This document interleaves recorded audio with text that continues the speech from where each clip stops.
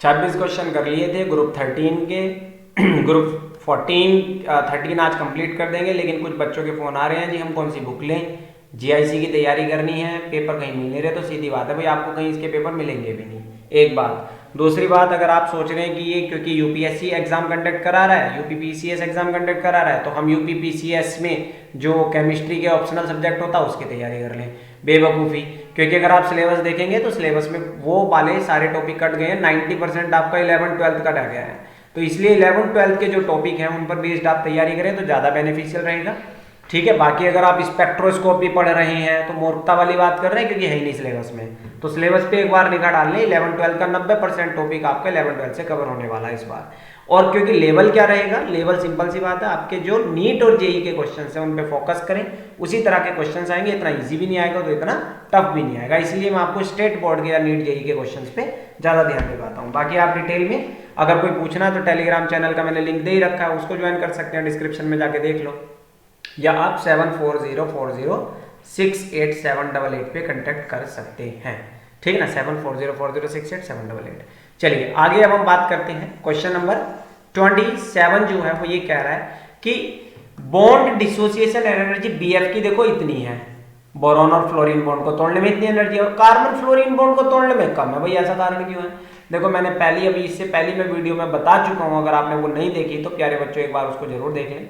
जो बोरोन और फ्लोरीन होता है इनमें एक रिलेशन होता है, इसमें एक प्रोसेस चलता है बैक बॉन्डिंग का। बैक बॉन्डिंग क्या होता है? बोरोन के पास एक खाली ऑर्बिटल है, फ्लोरीन के पास भरा हुआ ऑर्बिटल होता है, ठीक है ना। फ्लोरीन को एक ही तो इलेक्ट्रॉन चाहिए ना ऑक्टेट पूरा करने के लिए, तो ये इसको इलेक्ट्रॉन दे देता है। अब दे देता है तो बोरोन और फ्लोरीन के बीच में एक पाई बॉन्ड बन गया। पाई बॉन्ड होने की वजह से डबल बॉन्ड करेक्टर हो गया, या ये फ्लोरीन देगा तो यहाँ पाई बॉन्ड, ये फ्लोरीन देगा तो ये कोई भी एक, तो डबल बॉन्ड को तोड़ना बड़ा मुश्किल है, बड़ा मतलब थोड़ा मुश्किल है, इसलिए उसकी एनर्जी जो है वो 515 से ज्यादा ही होगी, 644 होगी। तो इसलिए अब आप मुझे क्या बता सकते हो कि 27वें का आंसर इन 4 ऑप्शन में से क्या होगा? भाई सिंपल सी बात है, तो 27वें का जो आंसर होगा वो क्या होगा? कुछ का बिल्कुल सही आंसर आता है, मैं स्क्रीन शेयरिंग करके भी कहीं पढ़ा रहा होता हूँ तो वो वाली रिकॉर्डिंग मेरे पास आ जाती है। तो ठीक है, 27वें का आंसर बी बता रहे हैं, बिल्कुल ठीक बात है। पी पाई इंटरेक्शन है बोरॉन फ्लोरीन के बीच में, जबकि CF4 में वो इंटरेक्शन नहीं है। तो question number 28 correct formula borax का पूछ रहा है। देखो बोरेक्स का फॉर्मूला जो होता है वो होता है Na2B4O7 × 10H2 होता है, लेकिन इन 10H2O में साथियों ध्यान रखेंगे 2 H2O अंदर होते हैं, 8 बाहर होते हैं। तो यानी कि फॉर्मूला मैं ऐसे भी लिख सकता हूं क्या, Na2, अब मैंने यहां पर क्या लिखा, B4O5OH4 और 8H2O बाहर। तो 8H2O बाहर रखने से मतलब 2 H2O मैंने अंदर भेज दिए, 2 H2O क्या करें मैंने इनसाइड भेजे हैं और 5 पहले से, मतलब ओवरऑल जो है आपका 28वें का आंसर जो हो जाएगा वो ये रहेगा। ध्यान रखना है, जैसे Na2CO3 एक होता है वॉशिंग सोडे का फॉर्मूला क्या होता है, जब आप Na2CO3 × 10H2O को हीट करते हो तो क्या होता है, तो मुझे बताना है आपने हीट करेंगे तो यहाँ से कितने मॉलिक्यूल जाएंगे, कमेंट बॉक्स में लिखोगे। एक तो जब भी आप अपना आंसर लिखा करो ना, क्वेश्चन नंबर जरूर लिख दिया करो। तो इसमें बताना हीटिंग पे आपका क्या बनेगा, और जब आप इसको हीट कर रहे होंगे तो ये मैंने आपको पहले बता दिया, करेक्ट फॉर्मूला जो होता है वो इस ऑर्डर में होता है, तो 28 का आंसर जो हो जाएगा वो बी हो जाएगा, ठीक है। क्वेश्चन नंबर 29 की अगर हम बात करें, बोरेक्स में BOB लिंक और BOH बॉन्ड प्रेजेंट कितने होते हैं। अब आपने अगर ऊपर वाला क्वेश्चन अगर पढ़ा होगा ध्यान से कि BOB बॉन्ड कितने हो जाएंगे और BOH बॉन्ड कितने हो जाएंगे, तो 29 का आंसर आप फटाफट से बता दोगे कि भैया 5 तो होंगे BOB बॉन्ड, क्योंकि ये देखो दिख रहा है आपको 5 ऑक्सीजन है ना, ठीक है, और 4 क्या होंगे BOH बॉन्ड होंगे। देखो ये OH कितने हैं, 4 हैं, तो सिंपल सी है, तो 4 क्या हो जाएंगे ये, तो ये याद रखना ये, इसलिए मेरे हिसाब से ये दोनों क्वेश्चन अच्छे क्वेश्चन हैं। ये अगर फॉर्मूला आप याद नहीं करोगे तो ये याद नहीं होंगे, बड़ा अच्छा क्वेश्चन, तो ध्यान दे लेना ये फॉर्मूला क्या होता है, ठीक है। सुहागा बोलते हैं हिंदी में बोरेक्स को। बच्चों के पेट में दर्द होता है ना, छोटे बच्चों के पेट में, तो यही खिलाते हैं, बोरेक्स खिलाते हैं। अपने पेरेंट्स से पूछ के देख ला, अगर आप खुद पेरेंट्स हैं तो आपको पता भी होगा सुहागा बोरेक्स, ठीक है। और ये बोरेक्स बीड टेस्ट भी अगर आप टीचर हैं तो आप करवाते भी होंगे लैब में बच्चों को बोरेक्स बीड टेस्ट, वो आगे अभी आपका आएगा ही आएगा, जो कि आ चुका है मेरे सामने दिख रहा है। क्वेश्चन नंबर 30 क्या कह रहा है कि हमने क्या करा है, हालांकि वो नहीं है, कि BOH होल थ्राइस को NaOH के साथ रिएक्शन कराया तो NaBO2 बना, क्या बना, NaBO2 और NaBOH होल 4 ये बना। How can this reaction be made to proceed forward direction, तो वो कह रहा है भैया ये फॉरवर्ड डायरेक्शन में कैसे हो जाएगी। देखिए ये एक आपकी कैटालाइज्ड रिएक्शन है कि अगर आप इसमें सिस 1,2-डाइओल एडिशन ऑफ सिस 1,2-डाइओल अगर आप इसमें मिला देते हैं तो ये रिएक्शन क्या हो जाएगी, फॉरवर्ड डायरेक्शन में हो जाएगी। इसको मैं बाद में एक्सप्लेन करूंगा, अभी तो आप इस क्वेश्चन को रहने ही दें तो ज्यादा बेटर रहेगा, ठीक है ना। तो ये मैं बाद में बताऊंगा इसको। इस तरह के कुछ 2-3 क्वेश्चन है जो आपने जस्ट रटने ही रटने होते हैं। 31वां क्वेश्चन क्या कहते हैं कि boric acid is an acid because of molecule. देखो बोरिक एसिड जो होता है वो H3BO3 को बोलते हैं, H3BO3 को बोरिक एसिड बोलते हैं और इसका फॉर्मूला होता है ये। अब ऐसा लगता है कि ये तो भैया OH देगा, OH नहीं देता हालांकि ये, क्योंकि बोरिक एसिड है, अब नाम के बाद में एसिड लग रहा है तो OH थोड़ी देगा। तो फिर कहेंगे अच्छा चलो H दे देगा, ये H भी नहीं देता प्यारे साथियों, ये लोन पेयर लेता है। अब लोन पेयर लेने वाला होता है लुईस एसिड, तो क्या होता है ये लुईस एसिड होता है। तो ये थोड़ा सा आप ध्यान रखेंगे कि बोरिक एसिड जो है वो आपका लुईस एसिड है। तो या फिर ये भी कह सकते हो ये, अब लोन पेयर का मतलब क्या है, OH भी तो हो सकता है ना, कोई बेस ही आके रिएक्ट कर जाए इसके साथ, तो इसलिए इसका आंसर ये हो जाएगा except OH from water releasing proton, इसलिए ये एसिड है, ठीक है। क्वेश्चन नंबर 32वां क्वेश्चन क्या कह रहा है कि एडिशन ऑफ मिनरल एसिड, देखो मिनरल एसिड जैसे HCl और H2SO4 हो गए, टू द एक्वस सॉल्यूशन, किसका एक्वस सॉल्यूशन, बोरेक्स का, ठीक है ना, फॉलोइंग कंपाउंड इज फॉर्म। अब कौन सा कंपाउंड फॉर्म होगा वो तो हमें भैया इसके ऊपर देखने को मिलेगा, ठीक है ना, कि जब आप क्या कर रहे हैं बोरिक एसिड में क्या मिला रहे हैं, कोई मिनरल एसिड मिला रहे हैं तो क्या मिलेगा। देखिए तो अब इसमें नीचे के जो ऑप्शन थे वो 2 थे, एक तो बोरोन हाइड्राइड था, एक क्या था पायरोबोरिक एसिड था, ठीक है, और एक दे दिया मेटाबोरिक एसिड। मैं पहले बता देता हूं, ऑप्शन ए में जो था वो आपका क्या दे रखा था, बोरोन हाइड्राइड, बोरोन हाइड्राइड, नीचे ना जाना पड़े मैं इसलिए बता रहा हूं। और एक जो आपको बी ऑप्शन दे रखा था वो आपको दे रखा था पायरोबोरिक एसिड, पायरोबोरिक एसिड। अब आपको थोड़ा सा शायद क्लियर ना दिखा हो। और सी ऑप्शन आपके सामने है मेटाबोरिक एसिड, और एक आपका ऑर्थोबोरिक एसिड है। कब, जब हम मिनरल एसिड मिलाते हैं बोरेक्स के एक्वस सॉल्यूशन में, तो भैया आपका ऑर्थोबोरिक एसिड बनता है जिसका फॉर्मूला आपका H3BO3 होता है, ठीक है ना, बोरिक एसिड के फॉर्मूले में। अब मुझे कमेंट करके ना ये भी लिख के बताएंगे ऑर्थोबोरिक एसिड, मेटाबोरिक एसिड, एक टेट्राबोरिक एसिड भी होता है, इनका फॉर्मूला क्या होता है, और पायरोबोरिक एसिड का फॉर्मूला क्या है, ये आप सारे के सारे मुझे बताएंगे, इंपॉर्टेंट है। बाकी आगे भी आपके आएंगे क्वेश्चन, ध्यान से सुनते चले। तो क्वेश्चन नंबर जो 33 है वो क्या कह रहा है कि type of hybridization of boron in diborane. देखो डाइबोरेन क्या होता है, B2S6 को बोलते हैं। हालांकि मैं कुछ क्वेश्चन के आंसर आपको बता भी रहा हूं, लेकिन मैं सबके एक्सप्लेनेशन नहीं दे रहा हूं, देखता हूं आप पढ़ते भी हैं कि नहीं पढ़ते हैं, जैसे मैंने ऊपर वालों के नहीं बताया। तो डाइबोरेन को हम B2S6 बोलते हैं। तो कह रहे हैं कि इस डाइबोरेन में हाइब्रिडाइजेशन क्या होगी। देखो ये बड़ा अजीब सा स्ट्रक्चर होता है, इलेक्ट्रॉन सिर्फ बोरोन और हाइड्रोजन के बीच शेयर हुए थे। किसके बीच हुए थे, बोरोन और हाइड्रोजन। इस बोरोन ने तो जबरदस्ती अपने ऑर्बिटल घुसाए थे यहाँ। तो याद रखना इलेक्ट्रॉन 2 ही हैं, लेकिन शेयर करने वाले एटम 3 हैं। भाई इसके बीच में शेयर हुआ था, इसके बीच में अलग कलर से दिखाता हूं कि भैया ये जो बॉन्ड बना इनके बीच में बना, लेकिन शेयरिंग जबरदस्ती किसने कर ली, इस बोरोन ने भी। तो इसलिए यहाँ पर इन 3 एटम के बीच सिर्फ 2 इलेक्ट्रॉन है, इसलिए इस बॉन्ड को हम 3 सेंटर 2 इलेक्ट्रॉन बॉन्ड भी बोलते हैं। ऐसे ये वाला भी है, यहाँ बोरोन और हाइड्रोजन के बीच बॉन्ड था, लेकिन अब इसने जबरदस्ती किया इसके साथ। तो ऐसे इन 2 के बीच भी ये वाला भी 3 सेंटर 2 इलेक्ट्रॉन बॉन्ड है। तो ध्यान रखेंगे। अब 3 सेंटर 2 इलेक्ट्रॉन बॉन्ड तो समझ में आ गया। अब ये बताओ बोरोन ने टोटल बॉन्ड कितने बनाए थे, 4 बनाए थे ना, 4 बॉन्ड बनाए थे। और 4 बॉन्ड जो बनते हैं, 4 बॉन्ड जो बन रहे थे, आप ये देखिए जो 4 बॉन्ड बन रहे हैं, इन 4 बॉन्ड में बोरोन के पास ये जो 4 बॉन्ड बने, तो इसमें सिग्मा बॉन्ड गिन लो, एक ये रहा, एक ये रहा, एक ये रहा, एक ये रहा। 4 सिग्मा का मतलब होता है 1 S का सिग्मा और बचे हुए 3 P के। तो हाइब्रिडाइजेशन निकल के आती है sp3। तो आंसर क्या आ जाएगा आपका फटाफट से sp3 हाइब्रिडाइजेशन। और अगला क्वेश्चन यही है कि जो डाइबोरेन का जो स्ट्रक्चर होता है इसमें कौन कौन होते हैं। देखो दोबारा बता देता हूं, डाइबोरेन का जो आपको अगर किसी को समझ में नहीं आ रहा हो तो भैया बोरोन जो होता है ये क्या करता है, BH3 होता है, ठीक है ना, बोरेन बोलते हैं। और एक और BH3 होता है, वो ये रहा आपके पास। अब ये क्या करता है, इनका ऑर्बिटल है खाली। मैं पहले बता चुका हूं, अब ये मत पूछना भैया खाली क्यों है, खाली क्यों है उसके लिए आप पहली वीडियो देख लो, उसमें मैंने आराम से बताया हुआ है।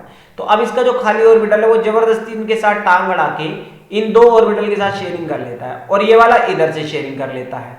तो ये जो है दरअसल ये जो बॉन्ड बना, ये वाला जो बॉन्ड बन रहा है इन 3 एटम के बीच में, इसमें इलेक्ट्रॉन 2 ही हैं, यहां फंसे हुए हैं वो 2, एटम 3 है, इसलिए इसको बोलते हैं 3 सेंटर 2 इलेक्ट्रॉन बॉन्ड। तो ऐसा एक 3 सेंटर 2 इलेक्ट्रॉन बॉन्ड ये है और एक पूरा 3 सेंटर 2 इलेक्ट्रॉन बॉन्ड ये है, ये पूरा एक माना जाता है, दो नहीं माने जाते। तो दो यहां पर जो है आपके 3 सेंटर 2 इलेक्ट्रॉन बॉन्ड है, ठीक है ना। और बाकी ये वाले जो है एंड वाले जो है ये तो दो ही एटम के बीच में शेयर है ना, इनका तो कोई लेना देना नहीं। तो चार जो है ये बॉन्ड ये 2 सेंटर 2 इलेक्ट्रॉन बॉन्ड कहलाते हैं। तो चार क्या कहलाएंगे आपके 2 सेंटर 2 इलेक्ट्रॉन बॉन्ड, इसलिए ऑप्शन पहले ही हो जाएगा क्या, चार तो है 2 सेंटर 2 इलेक्ट्रॉन और दो है 3 सेंटर 2 इलेक्ट्रॉन बॉन्ड, ठीक है ना। ये तो याद रखेंगे, बहुत अच्छा क्वेश्चन होता है। डाइबोरेन में नंबर ऑफ इलेक्ट्रॉन जो बॉन्डिंग के लिए इन्वॉल्व है वो कितने हैं। देखो आप तो सिंपल सी बात आ गई, 4 ही इलेक्ट्रॉन है ना, 4 इलेक्ट्रॉन कैसे हो गए भाई, बोरॉन के पास 4 इलेक्ट्रॉन कैसे हैं, डाइबोरेन की मॉलिक्यूल की वो बात कर रहा है। क्यों है, क्योंकि यहां पर ये डाइबोरेन का स्ट्रक्चर है, क्या है ये डाइबोरेन का स्ट्रक्चर है। अब ये ब्रिज वालों की बात कर रहा है, तो ब्रिज का मतलब क्या है, ये वाला हिस्सा जो है ये। अब ये बताओ ये कितने इलेक्ट्रॉन की वजह से बना, अभी मैंने बताया ना इन दो की वजह से। ऐसे ये वाला जो नीचे वाला ब्रिज है ये कितने की वजह से बना, ये भी दो की वजह से। तो टोटल 4 इलेक्ट्रॉन के ब्रिज की वजह से बना ना ये, ठीक है ना। तो ये ध्यान रखेंगे आप। क्वेश्चन नंबर 36वां कह रहा है 3 सेंटर 2 इलेक्ट्रॉन बॉन्ड किस में प्रेजेंट होता है, भैया डाइबोरेन में प्रेजेंट होता है। AlCl3 में नहीं होता, हालांकि AlCl3 का स्ट्रक्चर ऐसे ही होता है। AlCl3 का स्ट्रक्चर ही मेरे प्यारे साथियों ऐसे ही होता है, लेकिन दरअसल उसमें होता क्या है, इलेक्ट्रॉन नहीं लिए जाते, जबकि ये कहा जाता है भैया हमसे ले लो तुम। एल्यूमिनियम कहता है मैं किसी का मोहताज नहीं, मेरे से लो लोन पेयर पूरा का पूरा। तो ये कोऑर्डिनेट बॉन्ड बनाता है, उसमें इन्हीं दो इलेक्ट्रॉन के लिए मारा मारी थी, एल्यूमिनियम ने इन्हीं पे कब्जा कर लिया था। लेकिन इस बार क्लोरीन ने दरियादिली दिखाई और एल्यूमिनियम को इलेक्ट्रॉन दे दिए। तो इसलिए यहाँ पर इनमें नहीं होता, इसमें नहीं होता। BCl3 तो बेचारा वैसे छोटा है, BF3 भी छोटा है, तो 4 बॉन्ड बनाने की औकात ही नहीं रखता, अमोनिया कभी वैसे बनाता नहीं है। क्वेश्चन नंबर 37 कह रहा है कि reaction of diborane with ammonia. देखो अच्छा क्वेश्चन है कि जब अमोनिया की, जैसे कि मैं इसको साइज को थोड़ा सा बड़ा नहीं करता, चलो यहीं पर कहीं पर लिख देता हूं कि जब डाइबोरेन है हमारे पास B2H6 है और जब इसकी अमोनिया के साथ रिएक्शन है, किसके साथ रिएक्शन है, अमोनिया के साथ रिएक्शन है, तो वो कह रहा है कि भाई इसमें से क्या बनेगा। तो सिंपल सी बात है, याद रखेंगे, अच्छा क्वेश्चन है। तो ये आपका ये बन जाएगा, ठीक है। तो क्या बनेगा ये B3N3H6 भी हम इसको जनरली बोल देते थे। तो लेकिन यहां पर ये आयनिक फॉर्म में पूरा कंप्लीट बता रहा है। तो BH2NH3 और BH4, तो ये आप याद रखेंगे, ठीक है। तो ये आपका बन जाएगा BH2। अच्छा क्वेश्चन है। हालांकि एक बोराजीन भी बनता था, बोराजीन भी बनता है जब आप BH3 में अमोनिया पास करते हैं, लेकिन ये पूरे डाइबोरेन में पास करवा रहे हैं। तो BH2NH3 ये रटने का क्वेश्चन इस तरह से आप समझ ही सकते हो। तो 37वें का जो आंसर है वो आपका क्या हो जाएगा, नहीं ये नहीं बनता, ये बनता है 37 का गलत बता दिया मैंने, C बनता है, ठीक है। तो कैसे बनता है याद रखना है आपने। तो B2H6 और उसके साथ अमोनिया क्या कर लेगा, पूरा का पूरा कोऑर्डिनेट कर लेगा। तो 37 का आंसर जो हो जाएगा वो आपका C हो जाएगा, ठीक है ना। हाँ चलिए 37 का आंसर क्या हो जाएगा, C हो जाएगा। चलिए आगे बढ़ते हैं। सॉरी साथियों, माफी, यही होएगा, ठीक है ना। कंफ्यूजन था एक, वो इसमें नहीं बनता है, वो दूसरा होता है जब कोऑर्डिनेशन बॉन्ड बनाते हैं, वो दूसरे एल्यूमिनियम के साथ बनता है। तो इसलिए आंसर आपका डी ही होगा। क्वेश्चन नंबर 38 कह रहे number of isomer possible to disubstituted borazine. देखो बोराजीन का जो स्ट्रक्चर होता है वो ये होता है boron nitrogen boron nitrogen boron nitrogen boron, और आपने बना देने हैं डबल बॉन्ड, और अब क्या कर देना है, बोरोन को देने हैं हाइड्रोजन, ठीक है ना। तो B3N3H6 तो हर एक के पास क्या थे यहाँ पर, हाइड्रोजन थे। अब वो ये कह रहा है आपने किन्हीं भी दो हाइड्रोजन को हटा के वहां पे हेलोजन लगा देनी है, वहां पर किन्हीं भी दो हाइड्रोजन को हटाकर वहां पर क्या लगा देनी है, हेलोजन लगा देनी है। अब जब वो कह रहा है कि हेलोजन लगा दोगे तो कितने आइसोमेरिक स्ट्रक्चर बनेंगे, तो एक तो सिंपल सी बात है, यहां पर आपके 4 बन जाएंगे। कैसे, जब आप देखो यहां पर एक हेलोजन हटाओगे और एक हेलोजन यहां पर हटाओगे तो एक कंपाउंड तो ये हो गया। दूसरा होता है एक हेलोजन आप बोरोन पे ही लगाओ, तो दो प्रोडक्ट तो तब बने जब आप बोरोन पे लगा रहे हो, और दो बन जाएंगे जब आप नाइट्रोजन पे लगाओगे, वो ग्रुप लगाओगे। तो यहाँ पर जनरली 38 का जो आंसर आता है वो आपका 4 पॉसिबल आइसोमर जो हो जाएंगे वो यहाँ पर पॉसिबल हो सकते हैं, ठीक है ना। ऑर्थो मेटा पैरा के रेस्पेक्ट में उसी तरह से यहाँ पर बन जाएंगे, ठीक है। 5 नहीं होते, जितने एटम है उनका डबल करना होता है जस्ट टाइप ऑफ एटम से। 39 कह रहा है the product formed when diborane is hydrolysed. तो आपने इस बार डाइबोरेन को क्या करना है, हाइड्रोलाइज करना है। डाइबोरेन है आपका B2H6, तो रिएक्शन याद कर सकते हैं, कुछ रिएक्शन मोस्टली आपको रटनी होती हैं। तो एक जो आपका बनेगा वो आपका क्या बनेगा, एक तो H3BO3 बनेगा और साथ में हाइड्रोजन गैस रिलीज होती है, ठीक है ना। तो ये जो होगा आपका ऑप्शन क्या हो जाएगा, सी हो जाएगा, याद रखेंगे, ठीक है ना। हाइड्रोजन भी यहाँ पर रिलीज होती है, तो 39 का सी है। 40 की अगर मैं बात करूं, कह रहा है कि एक अल्केली मेटल है, हाइड्राइड है NaH। अच्छा, एक हाइड्रोलिथ किसको बोलते हैं, कमेंट करके बताएंगे। NaOH से मुझे याद आया, इसको नहीं बोलते पर कुछ है, NaH से मिलता ही जुलता कुछ आसपास, अब अपने आप सोचेंगे। अल्केली मेटल हाइड्राइड जो है NaH जो है, रिएक्ट करता है डाइबोरेन के साथ in A to give a tetrahedral complex B, ठीक है ना। अब which is extensively used as reducing agent in organic synthesis. तो A और B क्या है भैया, सिंपल सी बात है, NaBH4 आपको पता है कितना अच्छा रिड्यूसिंग एजेंट है। तो NaBH4 बनेगा कब, जब आप NaH को किसके साथ रिएक्ट कराओगे, B2H6 के साथ रिएक्ट कराओगे, तभी तो आपका सोडियम बोरोहाइड्राइड बनेगा। तो ये वही तो कह रहा है, अल्केली मेटल हाइड्राइड जो है NaH, ये रिएक्ट करता है A के साथ। A के साथ मतलब किसके साथ, B2H6 के साथ, to give a tetrahedral complex B। तो एक क्या बन रहा है, टेट्राहेड्रल कॉम्प्लेक्स B भी बन रहा है, जो एक अच्छा रिड्यूसिंग एजेंट है। तो ये आपका रिड्यूसिंग एजेंट हुआ कि नहीं हुआ, NaBH4। NaBH4 क्या हो गया, ये आपका रिड्यूसिंग एजेंट हो गया। अब वो किसके साथ ये यहाँ पर ये करके बना रहा है, एक इसके साथ रिएक्ट करके ये चीज बना रहा है। तो भैया इसका आंसर हो जाएगा आपका ये NaBH4, तो इसमें है, हालांकि इसमें भी है, लेकिन ये जो होगा आपका ईथर की प्रेजेंस में, डाइथाइल ईथर की प्रेजेंस में जो है, ये जनरली आपकी रिएक्शन हो रही है, C2H5 OC2H5, ठीक है ना। तो ये थोड़ा सा आपने ध्यान रखना है, ठीक है ना। ईथर जो होते हैं बेस्ट आपके ऑर्गेनिक सॉल्वेंट होते हैं, तो उस ईथर की प्रेजेंस में रिएक्शन हुई, टेट्राहेड्रल कॉम्प्लेक्स उन्होंने बनाया B का, तो B में NaBH4 में टेट्राहेड्रल कॉम्प्लेक्स ये कंपाउंड बन रहा है, तो this is A, this is B, ठीक है ना। ना एसीटोन में रिएक्शन होगी, ना इथेन में रिएक्शन होगी, ना बेंजीन में रिएक्शन होगी, सिर्फ स्लाइटली पोलर सॉल्वेंट जैसे कि ईथर में होगी रिएक्शन, ठीक है। तो क्वेश्चन नंबर हम डिस्कस करते हैं आगे किसकी बात, क्वेश्चन नंबर 41 की बात करते हैं। किसकी बात करते हैं, 41 की।